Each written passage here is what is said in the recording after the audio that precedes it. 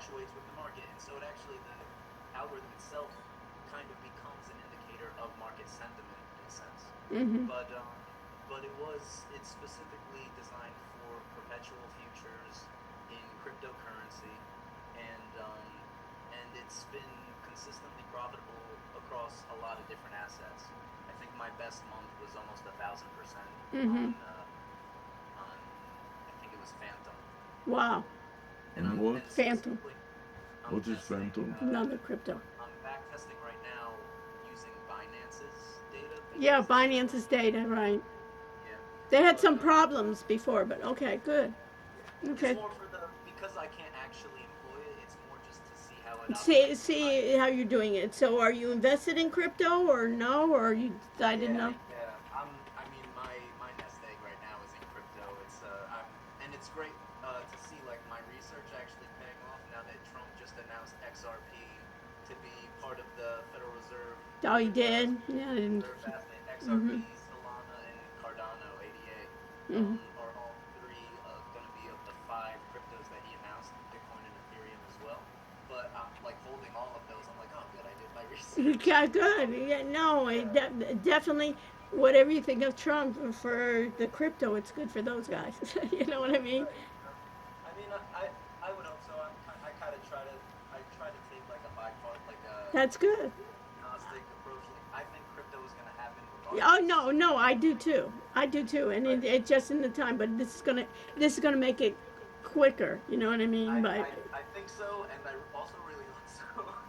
But yeah, but okay, no. okay. So that's good. So I got one thing that we have in common. Well, Okay. so I'm a musician primarily, Uh huh. usually like, and I have one of those classic music industry stories where my manager screws me over and Yeah, steals money. yeah.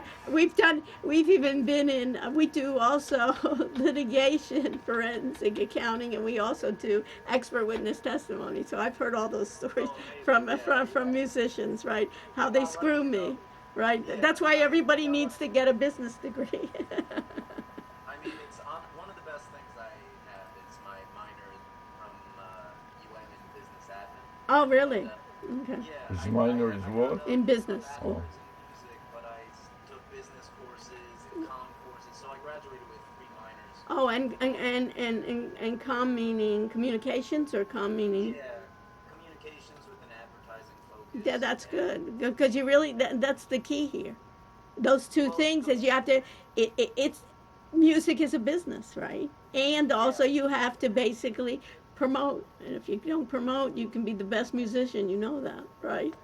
yeah, exactly. And so that's really become so that's really become what I do, just not just for myself, but for artists all over the country right now. What A are you lot of doing artists. for them? I'm producing their music, but Oh, I'm also creating marketing and advertising strategies, campaigns, and content. I have, okay. And what are you using for that? For AI is perfect for that, in my yeah, and opinion. so I did.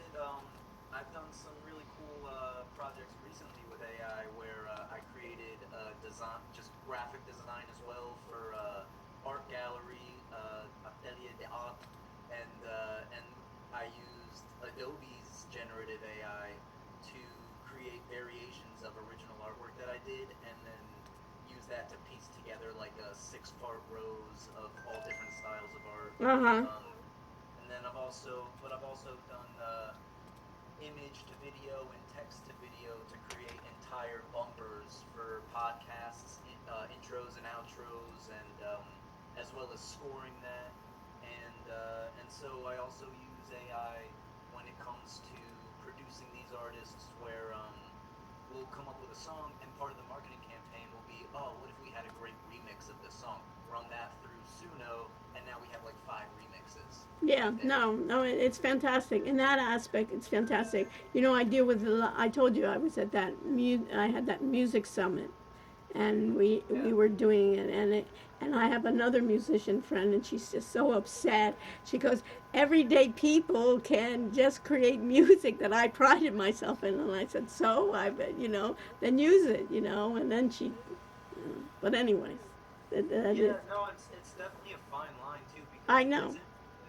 like, especially having created algorithms myself, you kind of gain, like, it's not going to do anything new or, like, original. It's going to only recreate what it's been trained Well, on. I told you I spoke with that Tom Collins. He's that British professor new, and he was saying he's dealt with. I think he does some of the similar things that you do, and he does the music. And he always says, when I'm dealing with these artists, there's something at the end that's missing, or something at the beginning similar that I need, and he uses it for those kind of spots.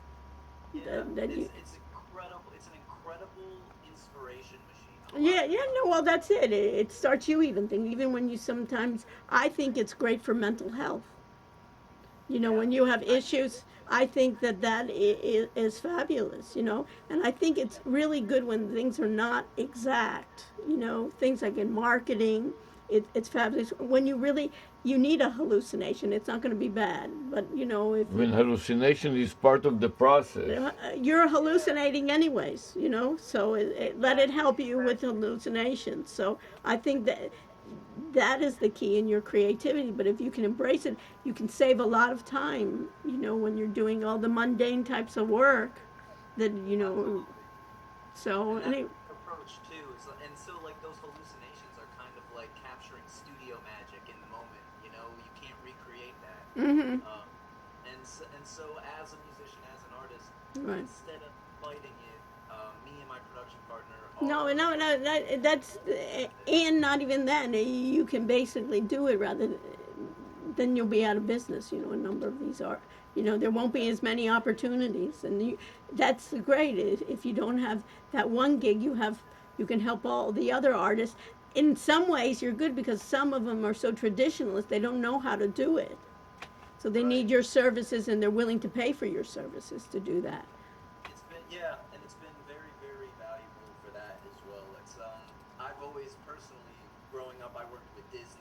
Mm-hmm. Over the last decade, I've been a Disney artist, Mm-hmm. and I've worked for Universal Music as Mm-hmm. well, Mm-hmm. and just for some independent artists and studios. And I've always done the job of an entire label department for content and marketing. And Mm-hmm. now it's not so burdensome. Like, you're actually expected to do that job these days. Right. Right. So it's made everything so much more possible. And I've also, I forgot to mention, I actually worked with SingularityNet for a little while. What did you do with them? In their music department. I didn't know they had a music department. Yeah, it's called Jam Galaxy, and so they were at the time building a whole metaverse, and specifically built around music. And Mm-hmm. one of their was real time virtual jam sessions, and Mm-hmm. so that's actually what they're still focused on right now, Mm-hmm. is reducing that latency. Apparently, Zoom, they did a test, and Zoom was one of the best performing video conference softwares for latency. Mm-hmm. But No, that's where they really shined.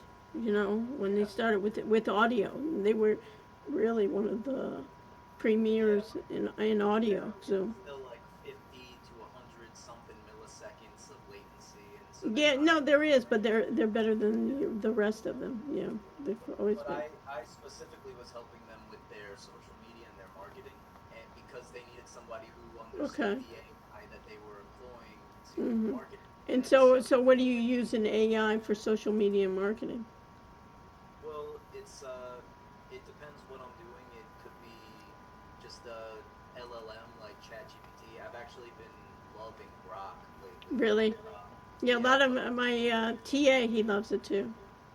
Yeah, it is the first time that I've communicated with an LLM, and it felt like, okay, I want to create a relationship where this thing actually knows who I am, mm-hmm, mm-hmm. and it caters to me, and It's not so generic.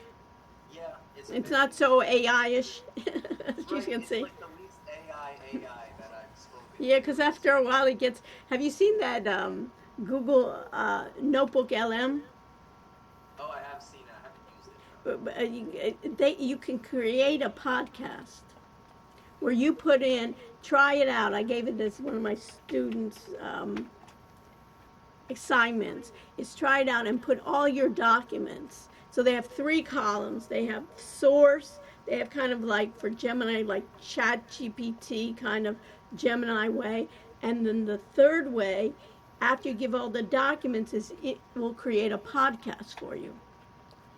And in the podcast, what they have right now is they have 2 speakers, a male and a female, and it's very podcastish in the way that they do banter. It's amazing. The first time you hear it, you'll be blown away. After a while, it gets a let series. me show him what we are doing. So let me just show you understand what we're going to be doing. But anyways, try that out, and you can see, you can create it. And then what they just added is you can join in the conversation. So when you can even put all your information about you. What?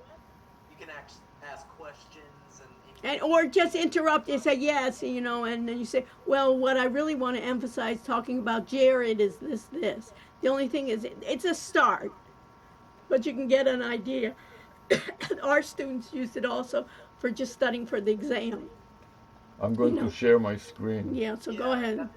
That's what I've heard is like you can take your notes from class and turn it into a 15-minute podcast. Yeah, but you can do it with your own information, So So let me. You see the screen?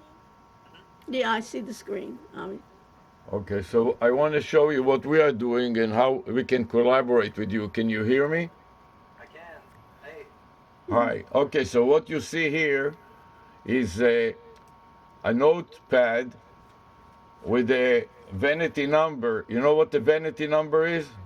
I explained it to you, like 800 cold mattress or 800 flowers or 800 Chat GPT. or 800 Chat GPT. You can dial 800. Did you know you can dial Chat GPT? They made it as an exercise you can call on your cell or even a regular POTS line. You can look at 1-800 Chat GPT, and Chat GPT will get on the line with you. They use their lowest level language model, but they're trying it out. So anyways, what we are doing, we are taking it a step further, and we are making a